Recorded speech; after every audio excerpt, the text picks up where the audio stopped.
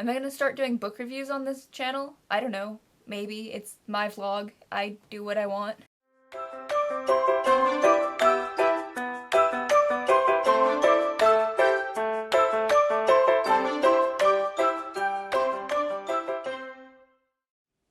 The end of the school year is coming up pretty quick, which should mean that things are starting to wind down, right? No. Yeah, not at all.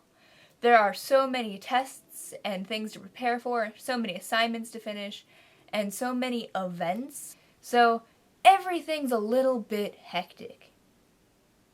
Despite that, I did actually get time to read a book this weekend, which in and of itself, I must say, was quite an accomplishment. But I wanted to talk a little bit about it because it was something that really struck a chord with me.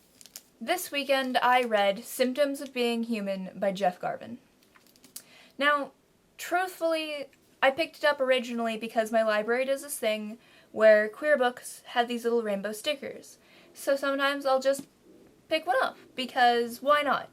I'm fairly involved in LGBT issues and whatnot, so, I mean, sometimes it's definitely worth my time to read a little bit of fiction on the topic. That way, if anyone ever asks me, I can give them some recommendations. Symptoms of Being Human deals with a main character named Riley. Riley's gender fluid but not yet out to their parents.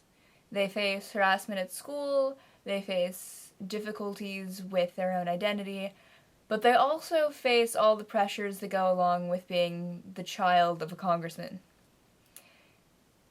Now, this book was surprisingly accurate. As a non-binary person, I thought this book did a really great job of portraying what it is like to be non-binary, at least in my experience, at least some of the time. I mean, I know that's a lot of qualifications there, but of what I've seen, it was spectacularly accurate. I was afraid it was going to be cheesy or depressing or rely too heavily on the born in the wrong body narrative. Now, there's nothing wrong with that narrative, but you see it a lot, and it doesn't always ring true for everyone. So to see a story that is done differently is very refreshing. I would really recommend this book, especially because it's one of the only representations I've seen of non-binary people in fiction. The book also did a very good job of talking about gender issues without focusing on the character's biological sex.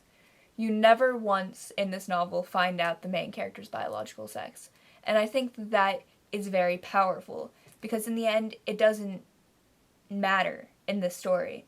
You get to know the character, as a person. There were some bits that kind of made me roll my eyes a little bit, like a website that is mentioned is clearly supposed to be Tumblr. I mean, come on, Blogler? Yeah, sounds like a combination of Tumblr and Blogger. Just, Maybe